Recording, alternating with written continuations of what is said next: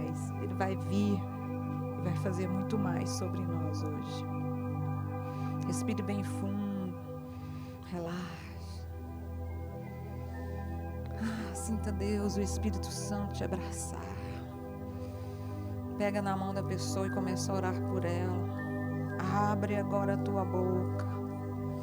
Começa a falar com Deus. Começa primeiro a glorificar o nome do Senhor. Ele é santo, Ele é puro, Ele é verdadeiro. Ele é Senhor. E sempre vai ser Senhor das nossas vidas.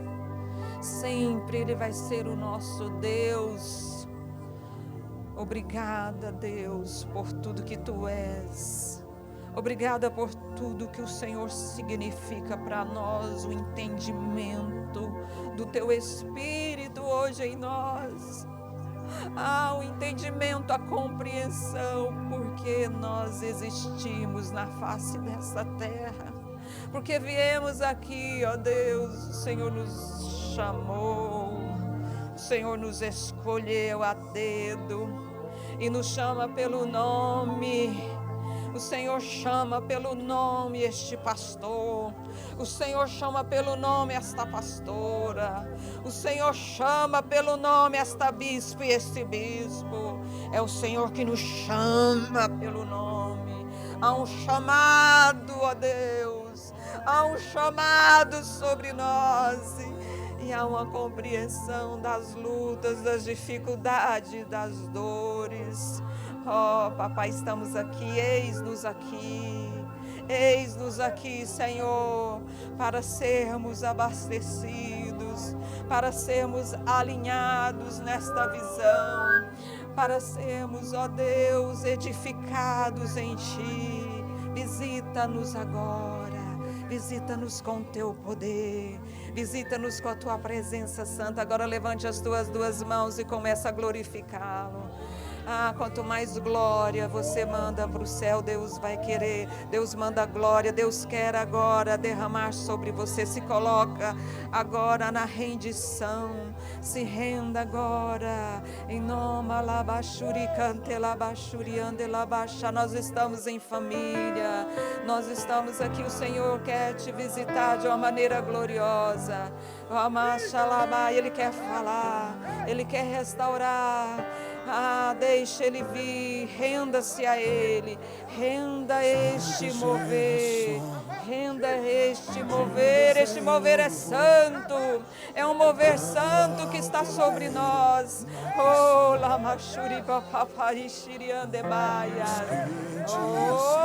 glórias, santo é o Teu nome, receba a nossa adoração, receba o nosso louvor. Que suba como aroma as Tuas narinas. É o nome dEle. Teu nome é sobre todos. O nome dEle.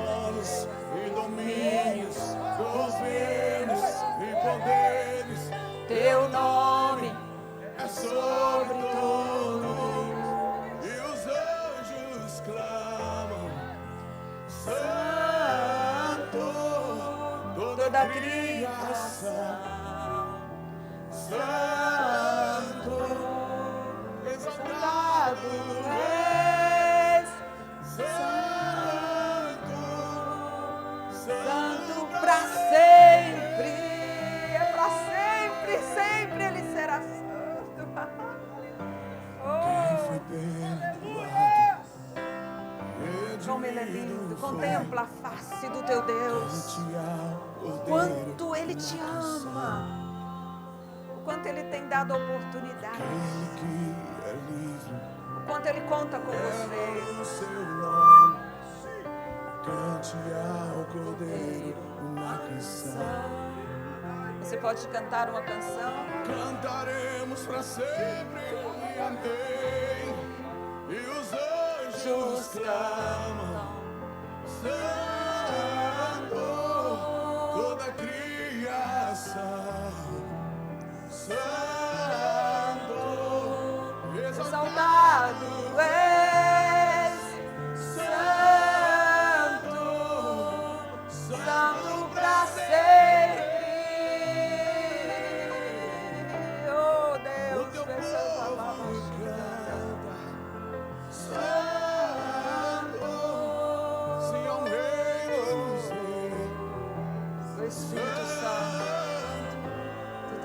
verdade para agir no nosso meio.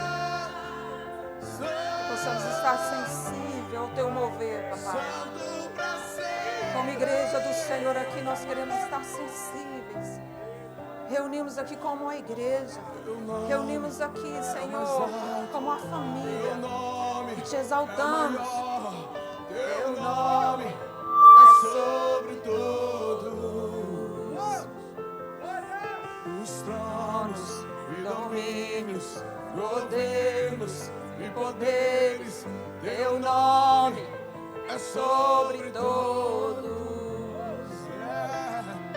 Teu nome, cante com a tua alma. Teu nome, diga para ele, é maior. Teu nome é sobre todos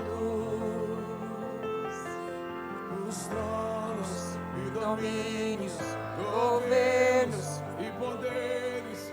Teu nome é sobre todos, e os anjos clamam, Santo, toda a criação, Santo, exaltado és, Santo, Santo pra sempre. O teu povo canta, Santo, sim ao Rei, Santo, tu sempre serás, Santo, Santo pra sempre. Oh Deus, o seu mover vai sobre nós. Santo, Santo pra sempre. Aleluias, aleluia, santo é o teu nome. Aleluia, Jesus, glórias e glórias e glórias. Aleluias. Vamos dar uma linda salva de palmas ao nome do Pai, do Filho e do Espírito Santo de Deus. Quando nós estávamos ministrando louvor, Deus nos deu esse lugar. É nosso. Nós adquirimos. Deus vai dar muito mais. Deus vai nos dar ônibus. Deus vai dar ônibus. Deus vai dar igrejas completas. Deus vai nos dar casa próprias. Você vai ter a sua casa própria, a sua condução própria. Nós vamos chegar lá. Mas nós sabemos, nós enfrentamos o inimigo. E quando nós adquirimos essa chácara, tudo aquilo que o Senhor nos dá, tudo aquilo que nós adquirimos, o inimigo se levanta contra, porque ele não quer que o povo de Deus seja abençoado. Nós sabemos disso. A fúria do cão foi muito grande. Vocês nem têm noção como o inimigo revoltado. E eles estão fazendo trabalho para tirar nós daqui. Vocês sabiam disso? Vocês sabiam disso? Que eles estão fazendo declarações para tirar nós daqui. Incomodou o inferno. Quando nós estivemos aqui, no retiro espiritual, lá nós estávamos com a nossa reunião, com o nosso louvor. O nosso louvor, que não é som extremo, o louvor que nós cantamos naquele dia lá, fez a casa, balançou as estruturas da casa. Vocês acreditam nisso? Não foi som alto, foi o nosso louvor que chegou a Deus e as estruturas foram abaladas. E foi literalmente, gente, literalmente, rachaduras. A casa foi rachada. Janela foi rachada. E gente, então, fúria do cão, fúria do inimigo. Mas ninguém vai tirar nós daqui. Nós colocamos a planta dos nossos pés, esse lugar é nosso. Tinha uma atmosfera aqui ruim. E nós vamos mudar essa atmosfera. Uau! Porque aquilo que Deus tem para nós aqui, aquilo que Deus prometeu para nós aqui vai cumprir. Porque é cruz e mesa. É comunhão, é restauração, é vivificação, é transformação, é renovo, é trazer os jovens e mais jovens vão vir. Vai haver multiplicação. Muitos chegarão. Muitos vão vir. Isso aqui é para Deus. É para o Senhor. Quando há um levante, porque nós sabemos que o resultado vai vir. O resultado virá. Então nós vamos levantar um clamor agora para quebrar. Nós temos feito isso, mas nós estamos reunidos, é diferente. Quando vem uma equipe, vem outra igreja, amém. Todos estão orando, mas nós estamos aqui em líderes, liderança dessa visão. Você é um líder, você é uma coluna, você é pastor, você é pastora, bispo e bispa. É diferente, olha aqui as solenidades que estão aqui. A autoridade no céu. Então nós vamos aproveitar e nós vamos levantar um clamor para fechar a boca do cão. Aquilo que está levantando contra nós, aquilo que está levantando contra o crescimento do reino, não vai se estabelecer, não vai firmar, porque maior é Deus, maior é o Jesus Cristo que nós cremos. Mas sempre tem uma batalha, sempre vai vir o levante. Isso significa que nós estamos na reta certa, nós estamos caminhando. Amém? Então vamos levantar esse clamor. Você como igreja, como líder, aquilo que está impedindo nós de crescermos, aquilo que está tentando impedir nós de avançarmos, de multiplicar, nós vamos quebrar agora. Amém? Vamos aproveitar esse momento, orar por essa chácara, orar pelos levantes, aqueles que estão falando contrário, as batalhas.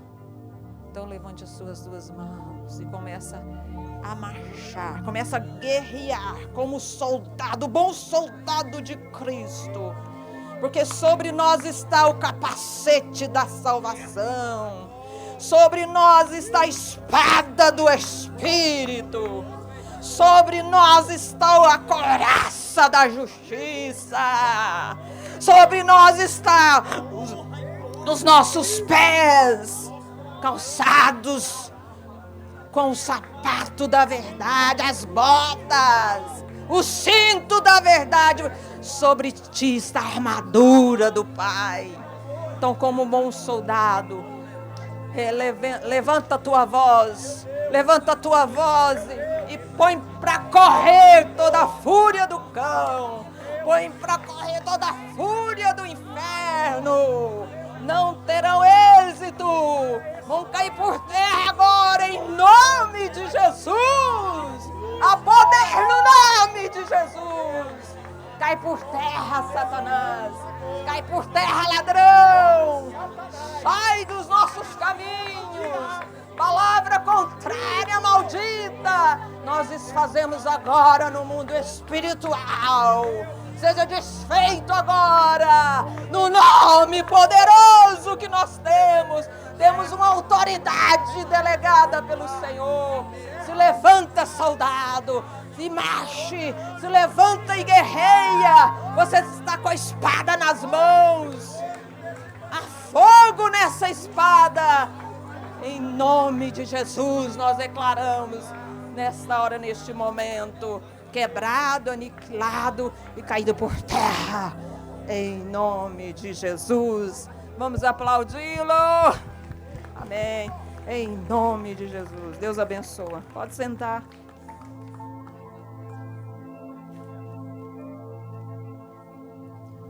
Shalom, shalom. Tem alguém que está aqui que não esteve ontem lá? O pessoal da Bispa Suênia, né? Tá, o Bispo Santos vai passar o material aqui, que cada pastor deve estar atentando, né, para o que está proposto, é ministério. Amém? Vai explicar aqui. Tá, pega aqui, por favor, pessoal, a pasta. Nós vamos entregar o kit. Qual é o propósito do kit aí? É trazer aquilo que Deus tem incomodado aos nossos líderes, alinhamento à visão ministerial. Vem aqui mais um pastor, por favor, divide aí. O fato é, gente, que ninguém segue um líder, e aqui nós temos lideranças. Pode entregar, pastor, por favor. Ninguém segue um líder. Pode ser. Dá, pastor. Fizemos 130. Vai sobrar umas 50 aí. Ninguém segue um líder que não sabe para onde está indo. É o crachá. Aqui, ó. Ninguém segue um líder que não sabe para onde está indo. E às vezes a gente está sempre lamentando: a minha equipe, o meu povo, a minha igreja, o pessoal está desanimado. As pessoas não seguem um líder que ele não tem uma direção.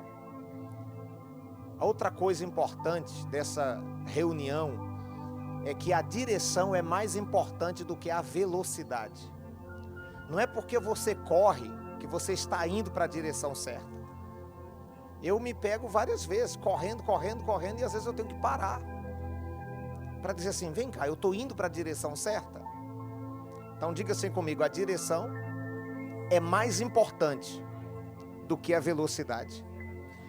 Você concorda comigo que para quem está correndo para a direção errada, quanto mais veloz ele está, mais distante ele vai ficar do seu alvo? Então não adianta correria se você está indo para uma direção errada. Então ninguém segue um líder que não sabe para onde está indo.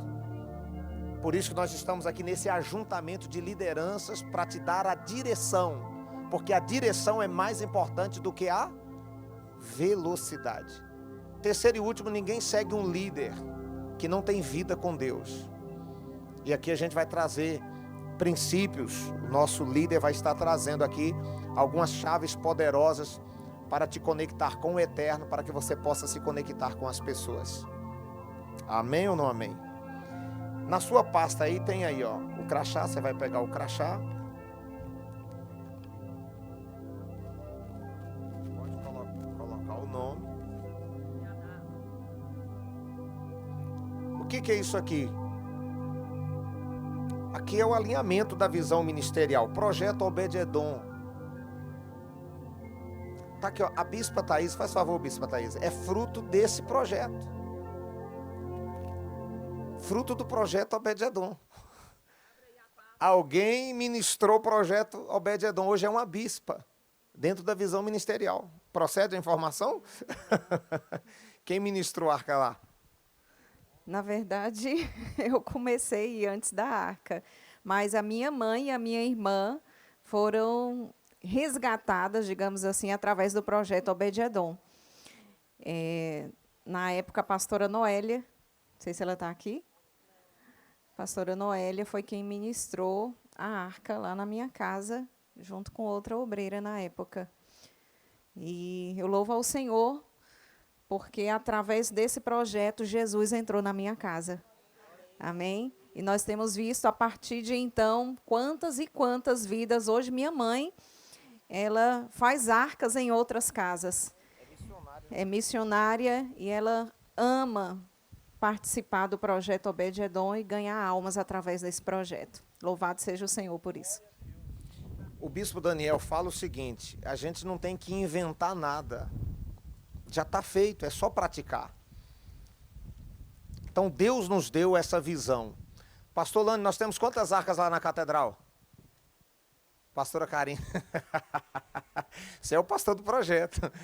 É o Moisés e o Arão, né? Deus fala com um, mas o outro é que traz a... 31 arcas. Nós estávamos com 50, fizemos para ver quem está vindo e quem não está vindo, para poder trabalhar de uma forma que possa gerar resultado. Nós estamos com 31 famílias dentro da igreja. Gente, não é a arca que está sendo implantada, não, é a arca que foram implantadas e as pessoas estão vindo para a igreja. Não é só arcas que foram distribuídas. Às vezes o pastor diz assim, a minha igreja não está dando visitante. Eu pergunto, quantas arcas você tem? Ele tem 1 ou 2. Então, se você tem 30 arcas, e 30 arcas, nós não temos 30 arcas de crente da igreja, é 30 arcas de gente que está visitando a nossa igreja. São 31 famílias que estão tendo a oportunidade da gente levar o evangelho, a palavra de Deus lá na casa deles. Então, o projeto Obed-Edom faz parte da visão ministerial. E o propósito desse imersão pastoral é trazer alinhamento. Você não precisa inventar. Já foi revelado, é só praticar. Então, nós temos aqui a dinâmica do ministério. A arca, que é o vinde a mim. Segundo, o discipulado, que é o estudo de 1 a 8, que é o vinde após mim. A arca, gente, ela ganha, mas é o discipulado que segura. Não coloca na cabeça que só a arca é o suficiente. Isso aqui é tão forte que quando a gente está com a arca no meio do projeto Obed-Edom, a pessoa já se converteu, eu nem faço mais a arca. Quando a pessoa se converteu, que eu estou na 4ª ou na 5ª semana, eu já entro com o discipulado. Está aqui a pastora Edileuza, que é a pastora do Projeto 70. Eu tenho um pastor, que é o pastor das arcas. Eu tenho uma pastora, que é a pastora do discipulado. Cadê a pastora Edileuza? A pastora Edileuza está aqui. Temos quantas pessoas sendo discipuladas lá no Projeto 70, pastora? Chega aqui rapidinho.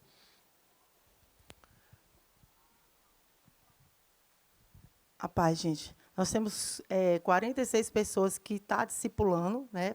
P3, que nós chamamos assim. Temos 138 pessoas que estão recebendo o discipulado, né? Então, várias pessoas já... Essas pessoas estão sendo discipuladas e outras pessoas estão começando agora, né? Mais uma equipe que já está começando a discipular, porque já teve o batismo, e muitas pessoas, como o bispo está falando, ela está retornando para a casa do Senhor, e outras pessoas que não estavam nesse ministério, tá sem ministério, está voltando, está indo para aí, está com a gente. Então, elas já são batizadas, mas estão sendo discipuladas e vão já sendo encaminhadas para a escola de ministério, para continuar, né, ali crescendo e estar na mesma visão que a gente, né? A dificuldade, pastora, que é para implantar o discipulado. A gente tentou, e o pessoal mais antigo normalmente tem muita resistência, né? E o que eu disse para a senhora, um dia que a senhora estava desanimada? Ah, bispo, o pessoal, os obreiros não querem fazer o discipulado e tal. O que eu disse? A senhora lembra ou não? Lembro. Eu disse que assim, que... Eu falo assim, não, o povo não quer. Não, pastora, não é o povo que quer, a senhora que tem que querer. Então, o que a senhora tem que fazer? A senhora está com o queijo e a faca na mão. A senhora tem todo mundo nas suas mãos. Porque eu fazia ligação para o povo que estava vindo e eu não estava sem saber. Aí eu peguei aquilo ali, eu disse assim, foi um balançar para mim. Aí eu disse assim, já entendi. As pessoas novas, as que estão chegando, elas querem. Aí, agora, elas estão sendo pastores de 3 já estão sendo discipuladoras de outras pessoas. E aí, o que aconteceu? Aquelas pessoas antigas que estavam com resistência, começou a ver e começou a vir para a mesma dimensão que a gente. Agora está começando a trabalhar com a gente. Quantas ovelhas matrizes? Nós temos 46 matrizes e 138 pessoas que estão sendo discipuladas, que é as ovelhas, nós estamos gerando ovelhas. Você sabe o que é você ter 43 pessoas dentro da sua igreja dando discipulado para 128 pessoas? Isso quer dizer que a igreja vai andar sem o pastor, sem precisar o pastor ficar ligando, porque a igreja está funcionando dentro das engrenagens ministeriais. O projeto Obed-Edom ganha, mas é o discipulado que segura. O projeto Arca é uma estratégia violenta que Deus deu a esse ministério para atrair. Mas se não tiver o discipulado, você não vai fechar as portas do fundo. Você pode ter certeza do que eu estou te falando. O discipulado faz isso aqui, ó. O apóstolo estava ministrando na última reunião agora aqui na chácara, ele estava falando da pregação, que é cérebro-cérebro. Também pode ser cérebro-coração. O discipulado não é cérebro-cérebro. O discipulado é coração-coração. Os dois sentados na mesa ali, a pessoa abre o coração, você cria afinidade com a pessoa. Depois do discipulado, a pessoa é batizada, olha aí. Terceiro, escola de ministérios. Então, a arca ganha, o discipulado, a gente leva a pessoa a ter uma experiência com Deus, né, para ter base bíblica, e a escola de ministério a gente prepara para poder enviar. O nome disso é roteiro de crescimento de uma igreja. Sua igreja vai crescer de uma forma forte e saudável. Tem aqui também, ó, a entrevista. Vocês estão vendo aí a folha? Depois você vai ler aqui, ó. Isso aqui o bispo Daniel fez uma vez, isso aqui impactou e mexeu muito com a gente. O que nossa organização pode esperar de você? O que o nosso ministério pode esperar de você? Dr. Mike Murdock diz, nós não contratamos ninguém no nosso Instituto de Sabedoria sem passar por essa entrevista. Você está com a caneta aí? Primeiro, você nunca vai precisar repetir uma ordem para mim. Eu faço isso aqui com os candidatos obreiros. Quem está chegando agora na igreja. O que essa visão ministerial espera de você? O que nós queremos ouvir? Você nunca vai precisar ouvir, você nunca vai precisar repetir uma ordem para mim. Não tem nada mais desgastante do que, eu já disse, não é assim. Você fala e a pessoa faz de outro jeito. Fala, gente, mas eu já ensinei, já expliquei. Ficar repetindo as ordens, repetindo as orientações, isso traz um estresse, um desgaste emocional para uma equipe. É frustrante. Segundo, vamos ler junto? Segundo, tudo que eu faço, então aqui é tudo que eu começo. Tudo que eu começo, eu termino. Não tem nada pior do que você ter um obreiro que faz as coisas e deixa pela metade. Não tem nada pior. Nós estávamos tendo um evento aí, uma cruzada, e aí eu olhei, o pregador estava lá, aquele calor, os ar-condicionados não estavam dando conta. Eu virei assim para o obreiro, estava lá em pé, todo mundo lá, todo mundo alinhado. Eu falei assim, obreiro, olhe para a igreja, cheia, não tá? Bacana. O que estava precisando aqui? Aí ele, o que está precisando? E o pastor, e o pregador suado, chega o cabelo ali, a roupa colada. O que a gente precisava fazer aqui agora? O que está precisando? Aí ele tomou um susto, porque a igreja está cheia, está o mover de Deus, não está faltando nada. Ensinando ele a enxergar fora da caixa. Aí eu falei, se tivesse pelo menos um ventilador ali para ajudar o pregador. É verdade, mas não tem mais ventilador. Eu falei, mas teria como a gente conseguir? Ah, tem um lá na salinha, tá? Foi lá. Ele foi lá, pegou o ventilador, colocou lá no altar o ventilador e voltou. Falou, pronto, bispo, está lá. E o ventilador desligado. Aí eu chamei ele, eu falei assim, cara, olha, você não trouxe não? Trouxe, eu coloquei lá. Eu falei, moço, olha lá, o pregador. Mas não está ligado. Ele falou assim, mas o senhor só mandou eu trazer o ventilador. Ele não pensou. O que é isso? É focar na tarefa e não no resultado. Isso é terrível quando você tem gente na sua equipe que só foca naquilo que faz, só faz o que foi mandado. A Bíblia chama esse tipo de gente de servo o quê? Inútil. O servo bom ele tem que ir além do que foi proposto. Então, você pode ver isso aí, ó. Tudo que eu começo, eu termino. Faz arca, fica pela metade, tá o núcleo e não termina. Então, terceiro. Eu me dou bem com qualquer tipo de pessoa. Existem obreiros, existem pastores, existem líderes que têm dificuldade de se relacionar. Então, o que o nosso ministério precisa? De gente que se dá bem com qualquer tipo de gente. Quarto. Esse é um dos lemas que o bispo sempre cobra da gente. Você tem que ser fácil de ser corrigido ou ser corrigível. Então a nossa liderança está sempre chamando a gente. Se te chama e você é aquela pessoa de dura cerviz, dificilmente você vai crescer dentro dessa visão ministerial. Então quem está chegando agora na escola de ministérios precisa já ter esse DNA. Não, sim senhor, não senhor. Aprender a receber feedback é poderoso. Nós tivemos aqui a semana passada, aqui, no Imersão agora, fizemos uma rodinha e eu pedi para todo mundo dar feedback para o outro. Ó, você é beleza nisso, mas precisa melhorar nisso. E entrava na rodinha e todo mundo, e feedback a gente não justifica, não reclama, só agradece. Não, obrigado, obrigado, obrigado. Ainda que você não concorda, obrigado. Muita coisa do que fala faz sentido, e é isso que vai te levar, ou levar o seu ministério para o próximo nível. O próximo é o qual? Sou fiel, é o quarto? Não, o quinto. Sou fiel a Deus e ao meu líder. Aí nós colocamos aí a escadaria para o inferno, tem 3 degraus. Essa é uma frase do apóstolo Daniel, que a escadaria para o inferno, os degraus são para baixo. Primeiro é a insatisfação, segundo, insubmissão, terceiro, a rebelião. Você vê gente dentro do seu grupo que está insatisfeito, depois insubmisso, o terceiro passo já vai ser a rebelião. Aí, depois você vai dar uma olhada aí, ó, em qual item da entrevista você seria reprovado? Faça isso para você também, pastor. Qual desses itens aqui? Você é fiel a Deus e sua liderança? Você é uma pessoa fácil de ser corrigida? Você é corrigível? Você se dar bem com qualquer tipo de pessoas? Tudo que você começa, você termina? Tem que sempre repetir as mesmas coisas? É até humilhante. Às vezes vem lá o apóstolo Daniel, gente, tem igreja que não mandou o relatório. A minha esposa, eu fico assim, impressionado.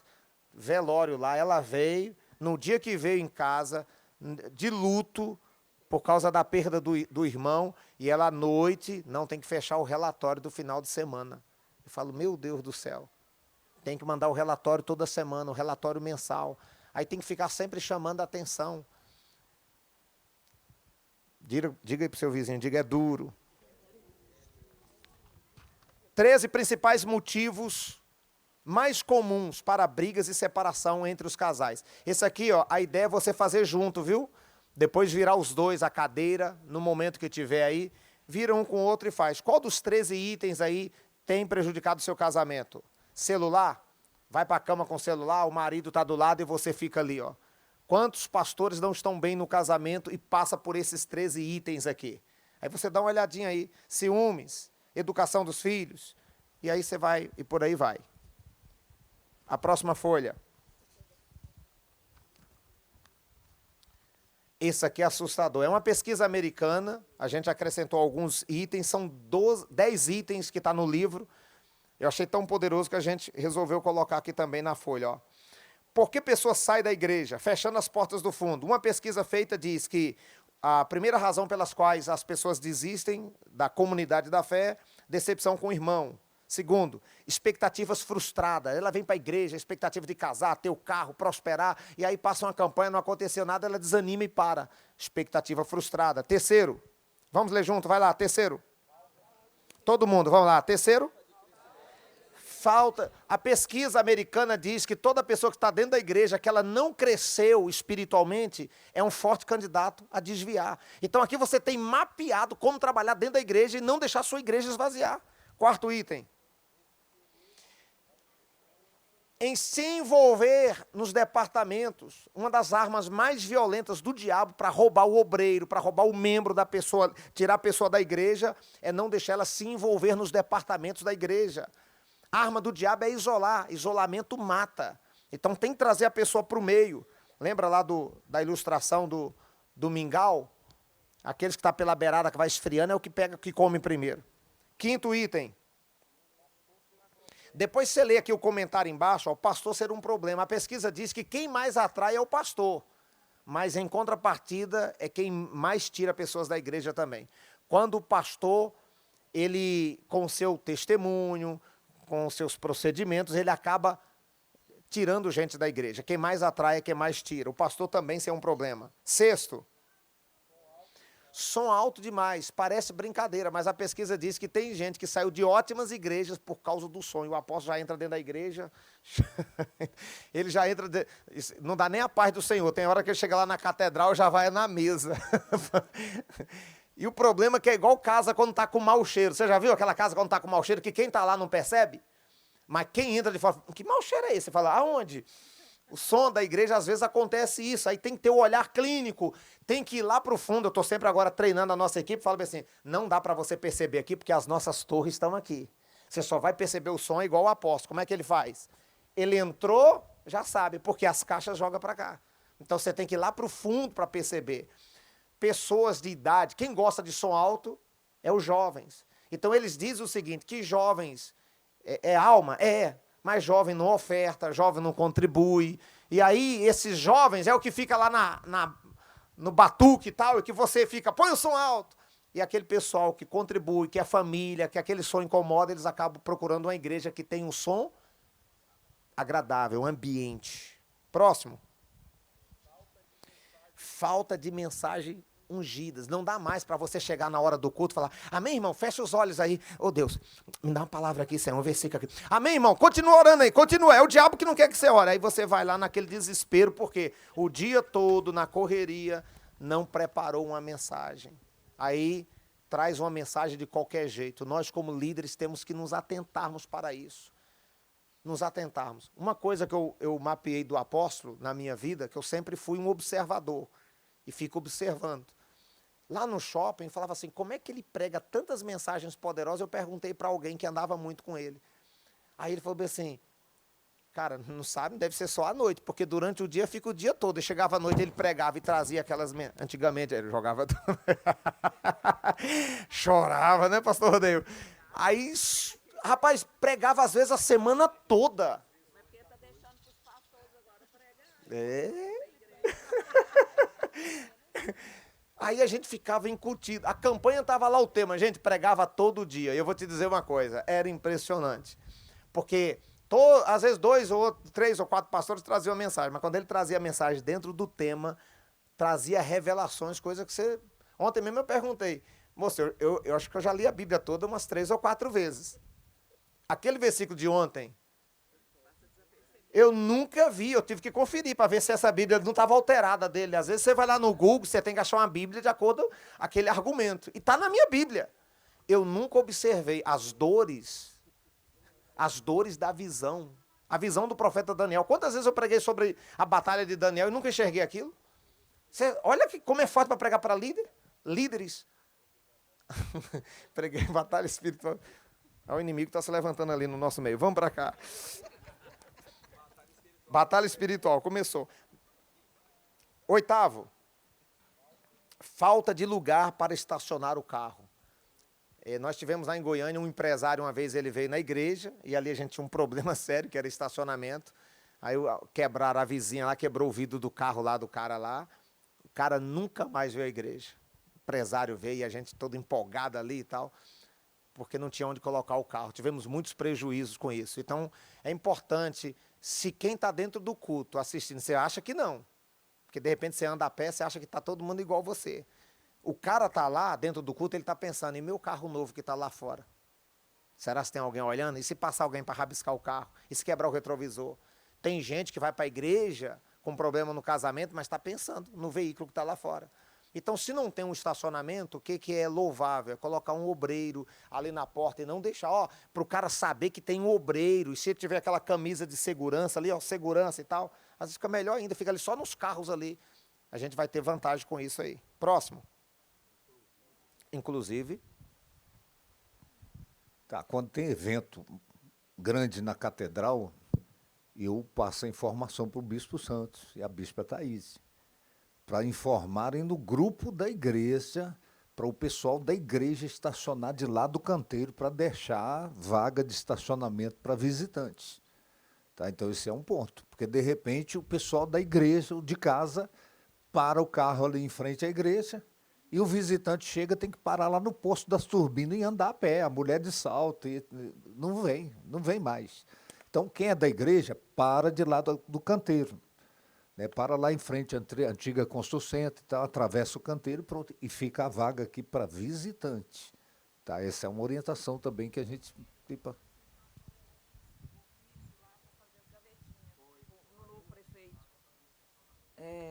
Inclusive, esses dias o apóstolo deu em mãos, né, para a secretária do prefeito. Mais uma vez, nós insistimos para que eles possam fazer as gavetinhas lá em frente à catedral, o canteiro, né? Em toda a volta do canteiro. Vamos continuar orando para acontecer. Gente, nós estamos falando aqui por que pessoas saem da...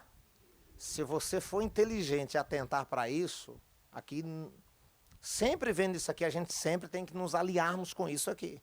Som alto tira a gente, falta de estacionamento. Olha o 9 aí, horário. O culto nunca começa no horário e nunca termina no horário.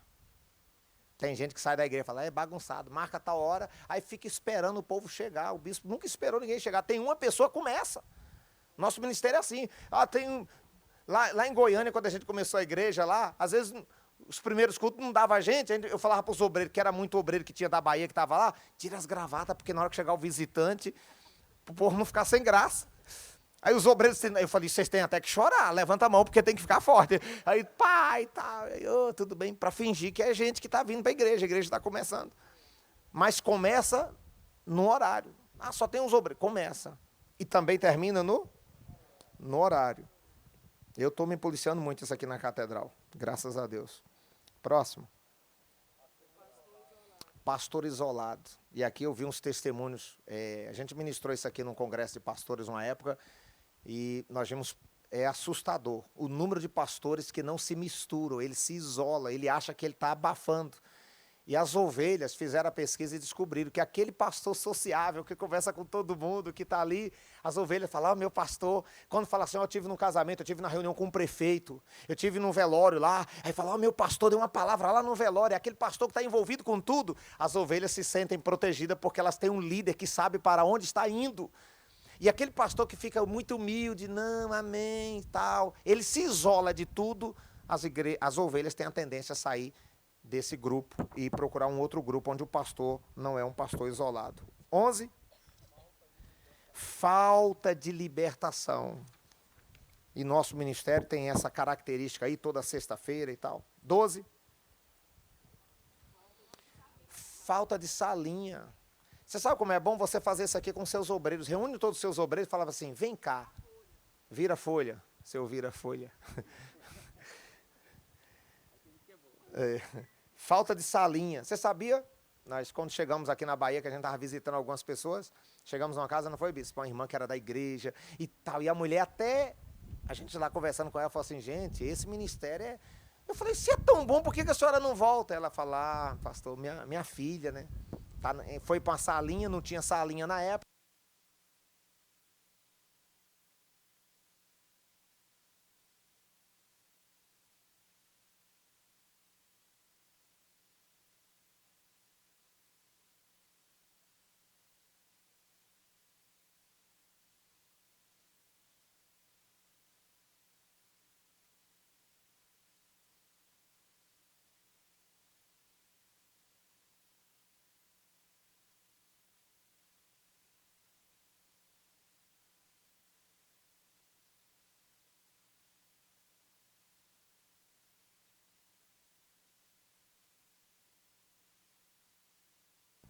Então veja o quanto que isso é sério.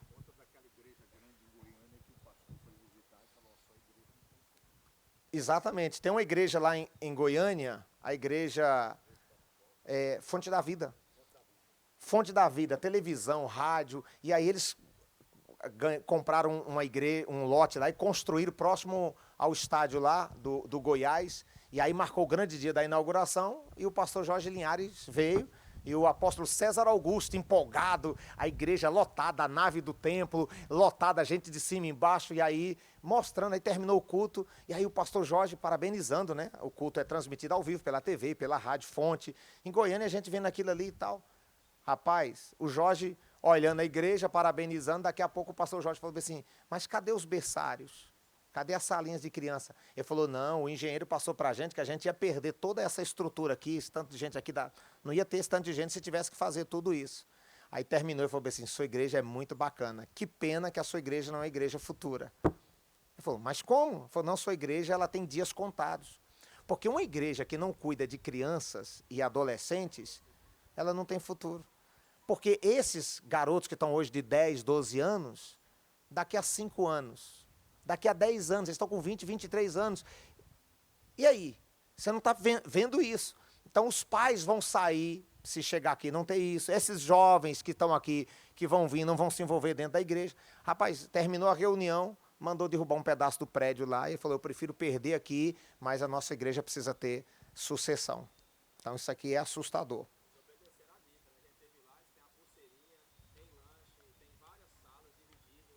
É referência hoje, né? Olha para isso. Levou sério, hein? Levou sério. Não, ele contou, o pessoal foi embora e reuniu com todo mundo da igreja. Falou, nós vamos gastar, vai doer, foi um investimento errado, mas nós vamos pensar nisso. A outra coisa é que a mãe que está aqui no culto, se souber que o filho não está bem cuidado, não dá mais para pegar a tia da salinha e falar bem assim, segura esses capeta aí para a família ser salva ali. Porque já teve isso em algumas igrejas aí, segura. Irmão, se eu te disser que já teve pastor que deu tapa na cabeça de menino, fica quieto, miserável, vai para lá. Porque se a criança vier, tira a família da igreja. Sai, demônio, eu já vi isso aí. Eu já vi isso com essas próprias mãos que um dia Deus... Foi. Por quê? Porque a criança ia e a família ia embora. Era só a criança sair, ela não ficava e ninguém suportava. Aí, na época, a gente começou a igreja lá em Goiânia. Pastora Jeane, eu falava, se vira, não deixa as crianças sair não. A Jeane deitava no chão e levava o saco de pirulito. Ó, quem ficava mais quieto? E era uma luta. Hoje em dia, graças a Deus, nosso ministério já tem um discipulado para criança, já tem uma dinâmica. Mas naquele tempo mesmo eu só tinha visão de ganhar almas. Não, isso aqui o diabo usa menino. Você pode ter certeza. O diabo usa os meninos para ganhar os pais. Então eu vi os meninos como os capetas. É o Satanás para prejudicar. Mas a gente vai evoluindo. Ainda... Aqui, ó. Hoje a gente percebe que já tem família que vai para a igreja porque a criança chama os pais para irem. A tia lá que faz com a salinha lá, a programação. Sim, o nosso ministério, lembrando que já tem uma programação anual, planejamento mensal, planejamento semanal, as atividades. Tem o grupo de líderes, kids, que eles já seguem um planejamento, né, já tem essa visão de cuidado já. Sim. Eu conversando com uma das meninas no celular para resolver algo lá, né? Aí a filha dela, mamãe, vamos para a igreja, mamãe, vamos para a igreja. Vamos, filha, mas hoje não tem culto, que é na quinta-feira, né? Mas eu vou para a igreja, mamãe, eu quero ir para a igreja. Uma bênção, eu fiquei tão feliz, porque ela, assim, não queria levar a filha para a igreja, porque era pequenininha, não tinha como ficar lá.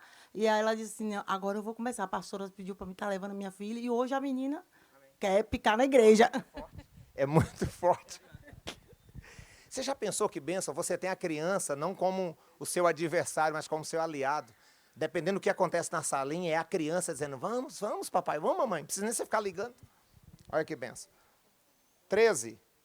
Falta de discipulado, o projeto 70, né? Mateus 4, 23, Jesus pregava e ensinava. Pregação atrai, ensinamento segura. E por último, infidelidade nos dízimos. Agora a dinâmica e o exercício prático. Você pode fazer em dupla, pode fazer O que falta aqui na nossa igreja? Qual dessas áreas você precisa corrigir? São 14 áreas.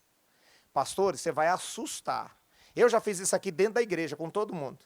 Qual desses aqui mais prejudica? E recolhi a folha de todo mundo. E a pessoa anotou o que falta aqui na sua igreja. Se você tiver coragem de fazer, aí a pessoa vai dizer o que mais prejudica na sua igreja é o som, é o horário, é a salinha. A pessoa fala, aí você recolhe, para você lá no gabinete depois ficar olhando. Mas é bom você fazer com os obreiros, porque todo mundo ali da frente, né, tendo a visão, tem que ter cuidado em fazer com o povo, para não usar o povo para ficar dando opinião dentro da igreja, às vezes pode ser perigoso. Por que isso? Qual dessas áreas você precisa corrigir? Por que isso é importante corrigir? Por que é importante corrigir essas áreas? Aí você vai escrever. Por que é importante? O 3. Como você pretende fazer? Vou colocar um obreiro lá na porta, vai ficar um responsável por isso. Vou levantar uma tia para cuidar das crianças, vou investir nisso. Como? Você precisa escrever como é que você vai corrigir o problema que você identificou. Não adianta dizer assim, descobri a doença, mas não sei como é que eu vou tomar o remédio. Como tarará. 4, que dia você vai começar? Aí você coloca a data, vou fazer isso aqui tal dia, isso aqui tal dia. E o 5º e último, seu grau de comprometimento de 0 a 10. Não, estou comprometido com essa tarefa, 10. Aí você marca aí, está feito. Beleza? Aí, ó, por último, tem os pastores aí. Isso aqui eu fiz agora lá com as nossas lideranças também. Isso aqui, gente, é assustador. É assustador. Tá vendo aqui, ó? Quem em sua equipe ou à sua volta faz as coisas acontecerem? Eu coloquei a Bispa Thaís no meio de todos os nossos líderes, tá? A pastora Edileuza que estava lá também. Eu falei assim, Bispa Thaís, quem aqui na nossa equipe faz as coisas acontecerem? Aí ela, fulano, ciclano. Anotou. Quem na sua equipe influencia pessoas? Você pode fazer isso com obreiros e passa para todo mundo para encher isso aqui, ó. Quem influencia pessoas?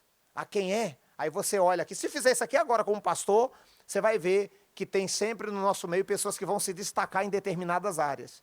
Isso aqui é bacana, abre a nossa mente de uma forma poderosa. Quem influencia pessoas, quem agrega valor, quem atrai outros líderes, equipam pessoas, quem é que fica equipando, treinando pessoas, oferece ideias inspiradoras, quem é que oferece ideias? Que traz, você conversa com ela, fala, estou querendo fazer isso. Bispo, mas também, bispo, isso aqui. Tem aquela pessoa que quando você aproxima nela, é contagiante. Oferece ideias inspiradoras. 8º, tem atitudes incomumente positivas. honra seus compromissos. Quem é na sua equipe que honra seus compromissos? Aí do outro lado, são leais. Essa pessoa tem traços de lealdade, ela não é uma pessoa infiel, uma pessoa que não tem caráter. Quem é que são leais? Aí você vai escrever o nome delas. Agora aqui que vem um pulo do gato. Tem 3 aí, não tem? Depois você lê essas frases aqui em cima. Os 3, você vai pegar de todos os nomes que vocês escreveram, quem são os 3 nomes que mais repetem? Aí você vai falar, poxa, essa obreira aqui é a que mais repetiu, em todos esses aqui. Olha esse obreiro aqui, esse irmão aqui, esses 3 aqui são os 3 que você pode sentar com eles, que são os 3 melhores em destaque. É assim que eles fazem para poder identificar líderes que têm potenciais. Aí você pode treinar e falar, eu vou colocá-los como líder em um determinado departamento. Beleza?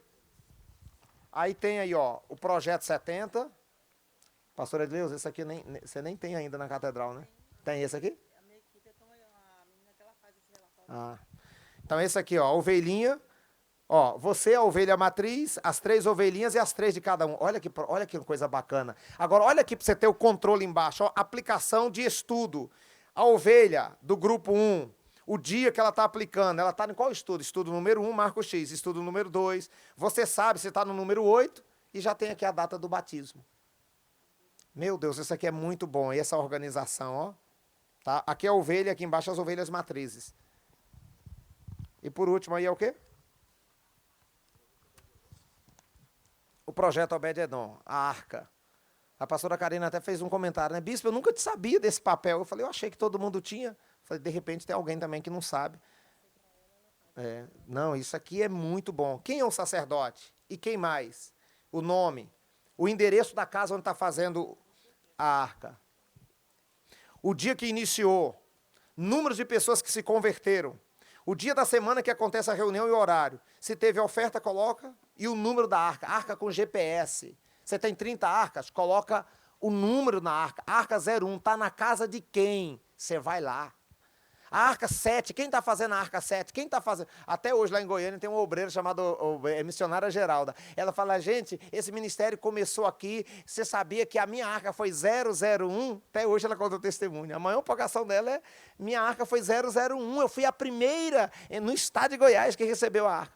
Então você colocar o GPS na arca, você sabe aonde está a arca, quem está fazendo, ó, número de visitantes, número de pessoas, e se oferta tiver, você vai colocando os casos aqui das ofertas. Prontinho, apóstolo. Faz sentido isso para vocês? Tem alguma pergunta? Eu tenho só uma sugestão. Sim. Sobre as crianças, eu ia falar depois. Sobre as líderes, né, do Missão Kids, buscar a questão de desenvolver algo que possa ajudar as crianças autistas. Nós estamos, lá na Vila Morim, por exemplo, tem 3 crianças autistas que frequentam a igreja. E a gente tem essa dificuldade. Então, eu sei que hoje, graças a Deus, no Ministério tem profissionais, né, que trabalham nessa área, terapeutas, psicólogas, e pudesse dar uma ajuda para a gente acolher essas crianças. Porque... Porque tem sido difícil, né? A gente já passou situações de uma criança, quando a gente estava na Vila Nova, que era uma criança autista, e as pessoas não entendiam, e as irmãs pegavam esse menino e botam a mão na cabeça e repreende o demônio, e ele não era isso, é autista, gente. Então, vamos ter uma maneira, uma metodologia para a gente poder trabalhar com essas crianças, porque a gente está cercado, né, de famílias que têm crianças autistas e que, às vezes, deixam de frequentar a igreja também, porque não são bem acolhidas. Então, só uma sugestão.